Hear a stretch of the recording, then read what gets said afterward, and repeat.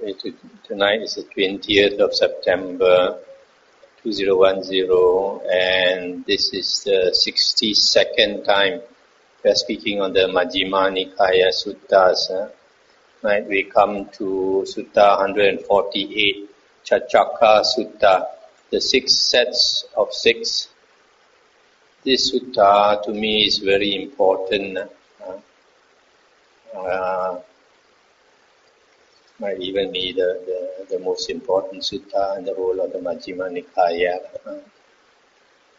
Thus have I heard. On one occasion, the Blessed One was living at Savatthi in Jeta's Grove, Anathapindika's park. There he addressed the monks thus, "Monks, noble sir," they replied. The Blessed One said, "Monks, I shall teach you the Dhamma that is good in the beginning, good in the middle, and good in the end. With the right meaning and phrasing, I shall reveal a holy life that is utterly perfect and pure. That is, the 6 sets of 6. Listen and attend closely to what I shall say." "Yes, noble sir," the monks replied. The Blessed One said, "The 6 internal bases should be understood. The 6 external bases should be understood. The 6 classes of consciousness should be understood.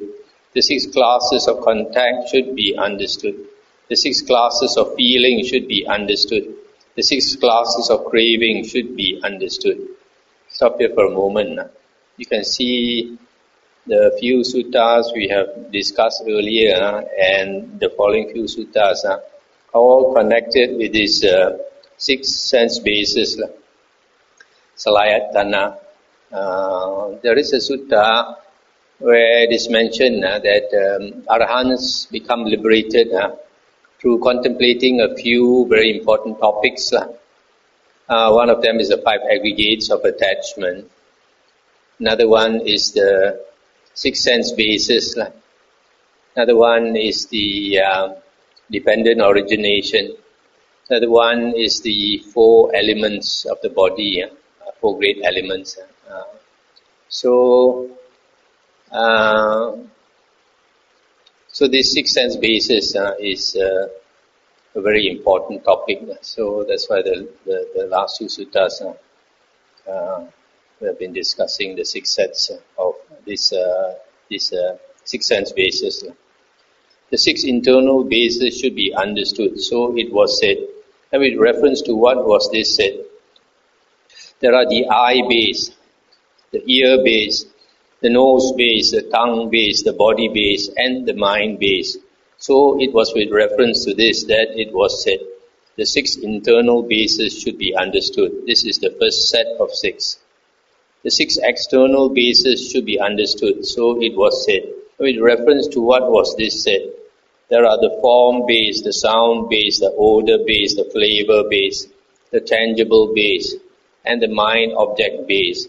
So it was with reference to this that it was said, the 6 external bases should be understood. This is the second set of 6. The 6 classes of consciousness should be understood. So it was said. And with reference to what was this said? Dependent on the eye and forms, eye consciousness arises. Dependent on the ear and sounds, ear consciousness arises. Dependent on the nose and odors, nose consciousness arises. Dependent on the tongue and flavors, tongue consciousness arises. Dependent on the body and intangibles, body consciousness arises. Dependent on the mind and mind objects, mind consciousness arises. So it was with reference to this that it was said, the 6 classes of consciousness should be understood. This is the third set of 6. The 6 classes of contact should be understood. So it was said, and with reference to what was this said? Dependent on the eye and forms, eye consciousness arises. The meeting of the 3 is contact. Dependent on the ear and sounds, ear consciousness arises. The meeting of the 3 is contact. Dependent on the nose and odors, nose consciousness arises. The meeting of the 3 is contact. Dependent on the tongue and flavors, tongue consciousness arises. The meeting of the 3 is contact. Dependent on the body and tangibles, body consciousness arises. The meeting of the 3 is contact. Dependent on the mind and mind objects, mind consciousness arises. The meeting of the 3 is contact. So it was reference to this that it was said the 6 classes of contact should be understood. This is the 4th set of 6. Stop here for a moment. In the dependent origination, the 12 links of the dependent origination, which analyzes how suffering arises, it is said that because of sankhara, which is basically the will to live, consciousness arises, vijnana. And when consciousness arises, it must always come together with nama rupa. Nama rupa is the mentality, materiality, and basically is phenomenal. What consciousness is conscious of. So when consciousness arises, and there is the object of consciousness, consciousness must arise from somewhere. Consciousness resides in the body, so it arises in the body. And because there are 6 types of consciousness, there are 6 sense bases. So like the eye consciousness or the seeing consciousness arises at the eye base. The hearing consciousness arises at the ear sense base. The smelling consciousness arises at the nose base, etc. So when we look at the first set of 6, the 6 internal bases refers to the 6 sense organs: eye, ear, nose, tongue, body, and mind.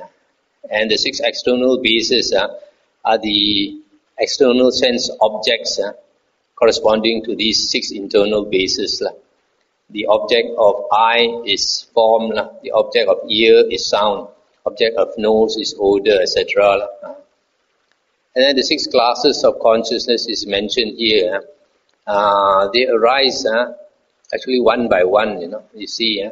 When there is, dependent on eye and forms, eye consciousness arises.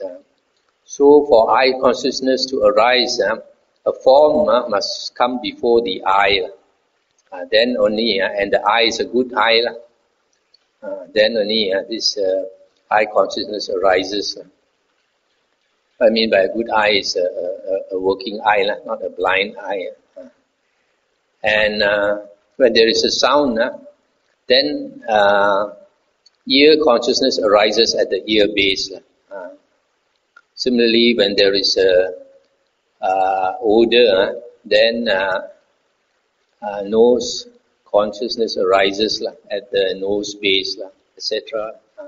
So you can see, for example, here there must be sound for the ear consciousness to arise. But the later books, sometimes there are contradictory teachings. Like in one Mahayana Sutra, it says that this Kuan Yin Bodhisattva, she listens to the sound of the world. In the absence of sound, the absence of sound, she can listen. But the absence of sound, there is no ear consciousness arising. So this is consciousness. Now, once the consciousness arises, the 3 must contact. Dependent on eye and forms, eye consciousness arises. The meeting of the 3 is contact. When there is contact, then there is seeing at the eye. If there's no contact, then there's no seeing. For example, you are deeply absorbed in reading a book, and somebody passes you by, even though it's in front of you. You should be aware, yet you don't see because your attention is focused on the book. So there must be contact for the seeing to arise. Similarly, when there is ear and sound and ear consciousness, then there must be contact for hearing to arise, etc. The 6 classes of feeling should be understood, so it was said. And with reference to what was this said, dependent on eye and forms, eye consciousness arises. The meeting of the 3 is contact. With contact as condition, there is feeling. Dependent on the ear and sounds, ear consciousness arises. The meeting of the three is contact. With contact as condition, there is feeling. Dependent on the nose and odors, nose consciousness arises. The meeting of the three is contact. With contact as condition, there is feeling. Dependent on the tongue and flavors, tongue consciousness arises. The meeting of the three is contact. With contact as condition, there is feeling. Dependent on the body and tangibles, body consciousness arises. The meeting of the three is contact. With contact as condition, there is feeling. Dependent on the mind and mind objects, mind consciousness arises. The meeting of the three is contact. With contact as condition, there is feeling. So it was with reference to this that it was said, the 6 classes of feeling should be understood. This is the 5th set of 6. The 6 classes of craving should be understood. So it was said. With reference to what was this said? Dependent on eye and forms, eye consciousness arises. The meeting of the three is contact. With contact as condition, there is feeling. With feeling as condition, there is craving. Similarly, dependent on the ear and sounds, ear consciousness arises, etc. With feeling as condition, there is craving. Dependent on the nose and odors, nose consciousness arises, etc. With feeling as condition, there is craving. Dependent on the tongue and flavors, tongue consciousness arises, etc. With feeling as condition, there is craving. Dependent on the body and tangibles, body consciousness arises, etc. With feeling as condition, there is craving. Dependent on the mind and mind objects, mind consciousness arises. The meeting of the three is contact. With contact as condition, there is feeling. With feeling as condition, there is craving. So it was with reference to this that it was said, the 6 classes of craving should be understood. This is the 6th set of 6. Stop here for a moment. So, when there is contact between these eye and forms and eye consciousness, then seeing arises. Once there is seeing, the person pays attention to the form, sees the form, then a feeling arises. Whether it's a pleasant feeling or unpleasant feeling or neutral feeling, neither painful nor pleasant. Similarly for the ear base and nose base, etc.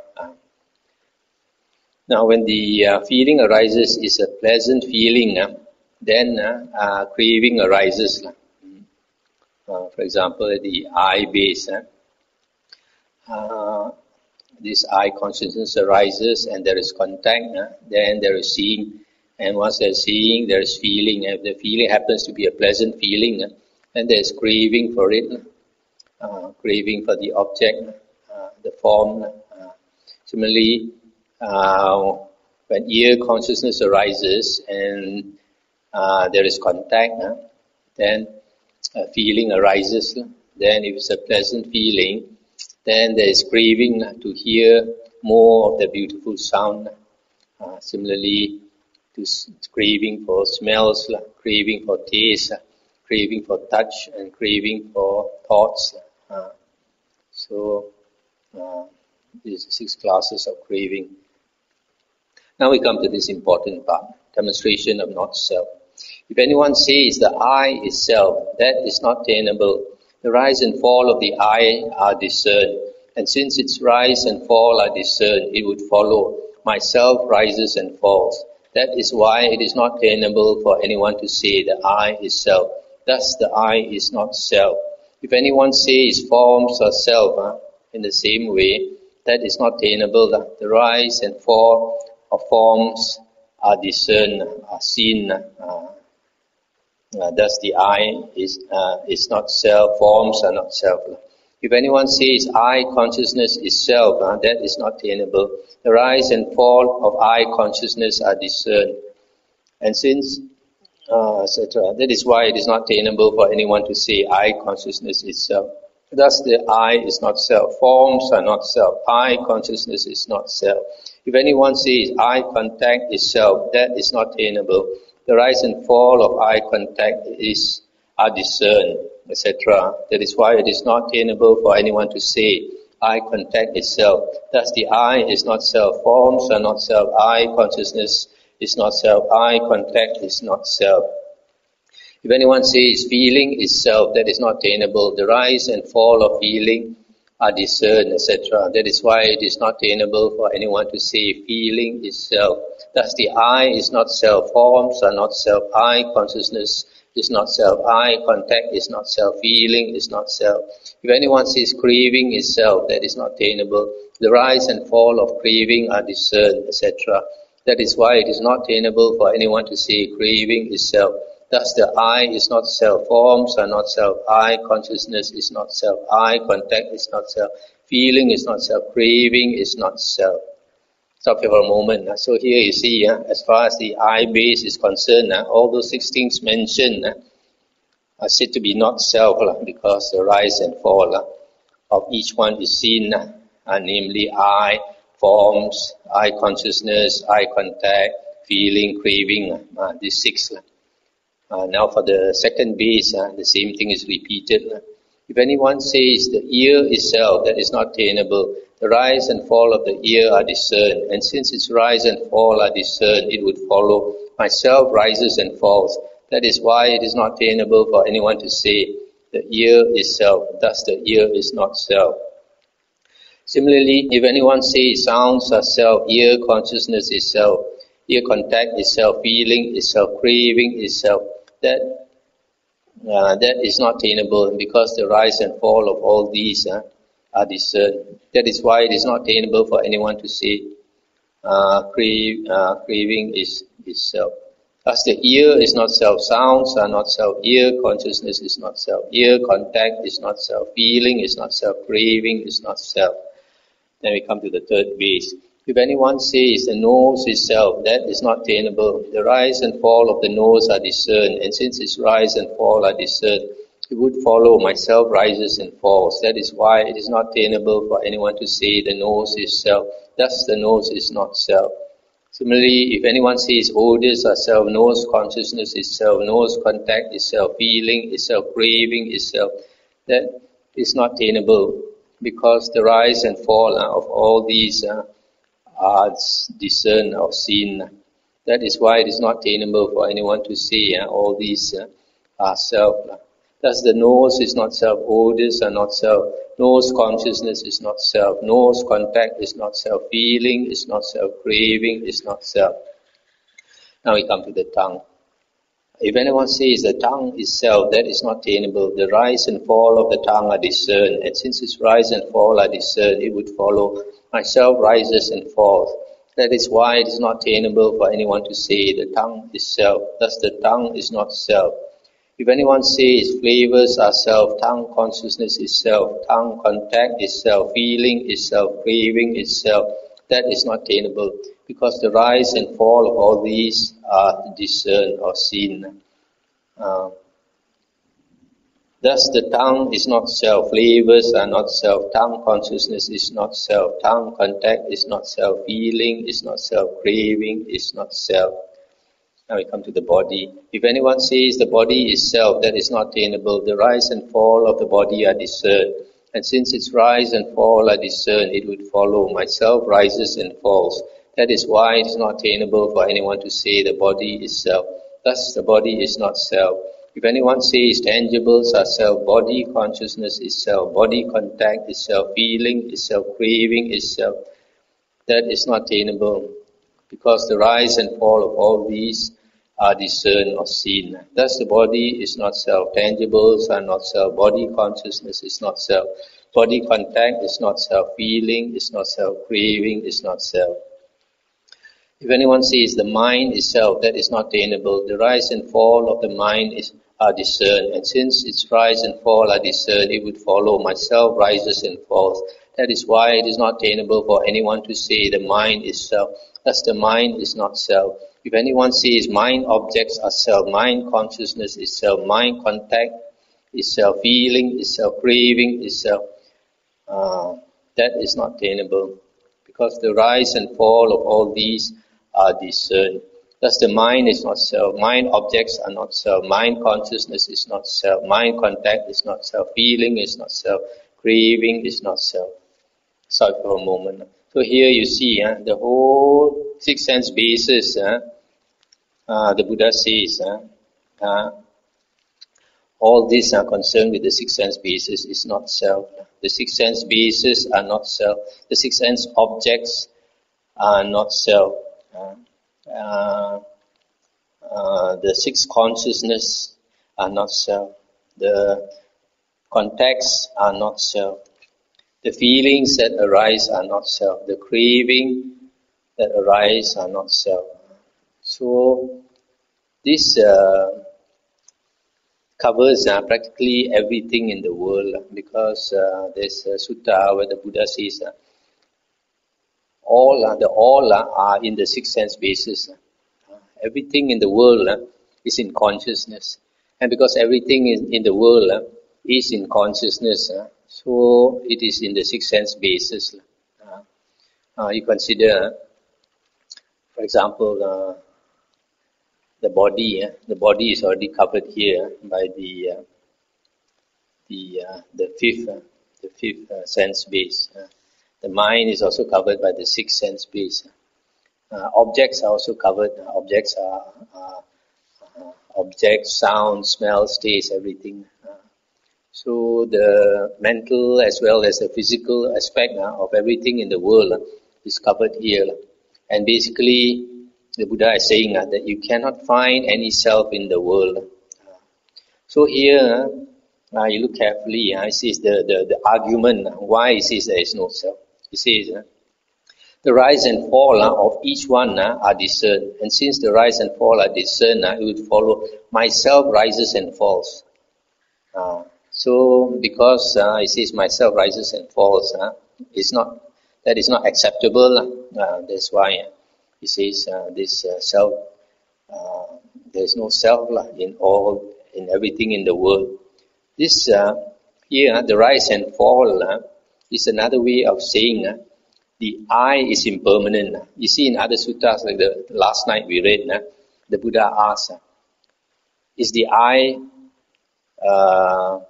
permanent or impermanent? And then the answer is, the I is impermanent.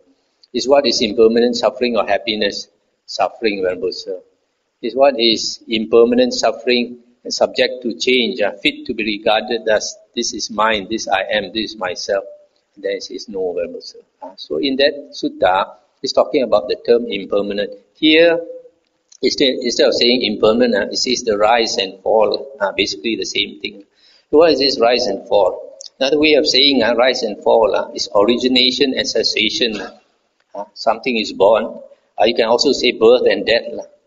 Something comes into being and ceases. But I find after thinking about it, the most appropriate word here is appearance and disappearance. Everything in the world appears and disappears. So, because it appears and disappears, that's why it says, if you take anything in the world to be the self, then myself appears and disappears. How can myself appear suddenly and disappear suddenly? So it cannot be the self. So, just like when we see a movie, it's so real. When you are absorbed in the movie, a lot of people, sentimental people, when the actress cries, you cry. And the actor is angry, you get angry. It's so real to you. But at the end of the show, then you realize, it's only a show. And what is very similar to life, actually, is dream.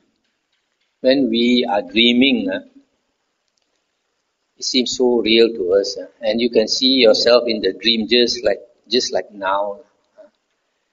And then in the morning when you wake up, then you realize it was a dream. And you think all that excitement, all that worry, actually no point to have been frightened, no point to have worried so much. It was only a dream. Why do you say it was a dream? When you were in the dream, you didn't realize it was a dream. But when it ended only, then only you realize it's a dream, right? So right now, life is like a dream. When our life comes to an end, at the end of, say, now average 75 years, when it comes to an end, You have seen how people die. A lot of people, the next place of rebirth, a few days before they pass away, will surface. They start to see another world. And depending on their reaction, you can tell whether they are going to a happy destination of rebirth or a woeful destination of rebirth. So it's like a new dream starting. Their mind changes channel. It's like you change your TV channel. The consciousness is changing to another channel. And this channel, this life is starting to fade away. So only at that point, when this dream ends, then only you realize it's a dream. As long as it does not end, you don't realize it's a dream. Suppose your dream at night was prolonged. As long as the dream keeps going, you don't realize it's a dream, right? It's only when it ends, then you realize it's a dream. Why? Because the rise and fall, the origination and cessation, the birth and death, the appearance and disappearance of the dream is very apparent to you. When the dream ends, then all that remains is a memory of the dream. Nothing left whatsoever. Everything that seemed so real in the dream suddenly disappeared. Not even a trace of it is left behind. The only thing left behind is the memory. So the fact that it stopped, so then you realize it appeared suddenly, and when the dream ended, maybe after 1 hour, and then it disappeared entirely. So you think it's like it never existed. It's only a trick of the mind, a play of the mind. So when we consider life is a longer dream, in terms of, say, like instead of 75 minutes, maybe it's 75 years. But you think of it like the previous life. The previous life, when we were living in the previous life, it must have been as real as now. But now that the previous life has ended, it's just like a dream. Nothing left of the previous life. It's worse than the dream. We don't even remember the previous life. Not only did it totally faded away, even the memory of it also faded away. So that's why life is so much like a dream. Only when it ends, then we realize that it was just a play of the mind. That's why in Hinduism they call it Maya, illusion, a play of the mind. In the Majjhima Nikaya Sutta 75, I think Magandhya Sutta, the Buddha said that we have long been tricked by the mind, long been deceived by the mind. We have been believing the mind all the time. And then in the Samyutta Nikaya, I think the 22nd chapter, the Buddha says, consciousness is a conjurer, like a magician, conjures up a show for us. One show, one lifetime is one show. One lifetime we see ourselves as a human being. Another lifetime we see ourselves as a deva or devi. Another lifetime we see ourselves as a ghost or something.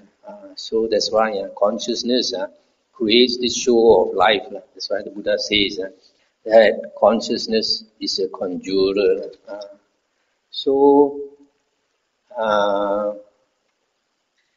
For most people, we think that this dream of life lasts 75 years. If our life is 75 years, we think this dream lasts 75 years. But if you look carefully in the suttas, it is even shorter than the dream you have at night. The dream you have at night may last 75 minutes. But you look at this paragraph 6. Dependent on the eye and forms, eye consciousness arises. Dependent on the ear and sounds, ear consciousness arises. Dependent on the nose and odors, nose consciousness arises. Dependent on the tongue and flavors, tongue consciousness arises. Dependent on the body and tangibles, body consciousness arises. Dependent on the mind and mind objects, mind consciousness arises. So these 6 consciousness arise one by one, dependent on conditions. And they arise just a very short while and they cease. And it has to have this condition for some object, external sense object, for example, a sound to come before your ear consciousness will arise again. And then it will cease. And then another consciousness arise and cease. Another consciousness arise and cease. Every time the consciousness arises, there is the world, right? We are alive. When the consciousness ceases, the world has disappeared. Because the world is only in consciousness. Right? So this dream is shorter than your 75 minutes dream at night. It only lasts what the Buddha calls one kana, one conscious moment, arises and passes away. And if you look into dependent origination, this vijnana arises because of sankhara. Sankhara, I mentioned, is the will to live. So when our consciousness arises due to conditions, it cannot sustain, it will cease. And when it ceases, because of our strong will to live, it arises again. We want to live long, but we cannot live long. One conscious moment, we die again. And then because of the will again, the consciousness projects and it cannot last, it will die. That's why in the suttas, the Buddha says, the Arahant say, there is no living being. It seems like there is a living being, but there is no living being because this consciousness cannot sustain. We are only trying to live moment to moment. We are trying to exist, but we cannot exist continually. For most people, we think that consciousness is an unending stream of consciousness. We are conscious all the time, but not according to the Buddha's words. In the Buddha's teachings, we are not conscious all the time. We are conscious for a short while, and this consciousness ceases. And then it takes a strong willpower, the will to live, for the consciousness to project up again. And then it cannot sustain, it will die again. So moment to moment, we are dying. That's why one Christian saint said that every moment I die. So you can see here that this dream of life only lasts for one conscious moment. And these conscious moments, it seems, are so short that in 1 second, there are many, many conscious moments. I don't know how many, I don't know, thousands or millions or what. But this conscious moment is extremely short time. So our dream of life is so short moment only it ends. And then it takes will to live. And it comes into this consciousness comes into being for a short while and it passes away.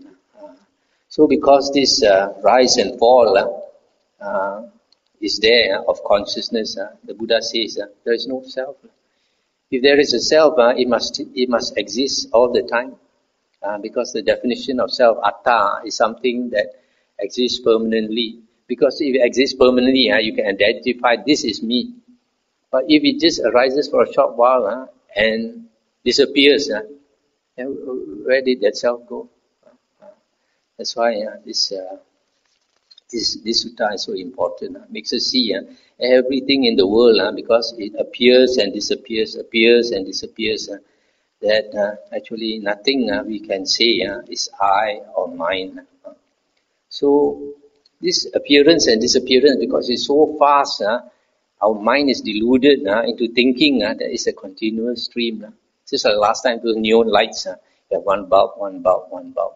And this bulb lights up and stops. The other bulb lights up and stops. And this light bulb. So you see as though there's a continuous line. The light goes continuously, running continuously. But it's not running continuously. It just arises and passes away. There's no line. But our mind is, our vision is tricked into seeing there's a running line. These lights are running, but they are not running. It's just a deception. So similarly, consciousness is playing tricks on us and making us think that life is real. But life is not real. It just exists for a momentary moment, kana, conscious moment, and ends. That's why nothing in the world, nothing in the mind or outside the mind, nothing in the body or outside the body can be said to be the self.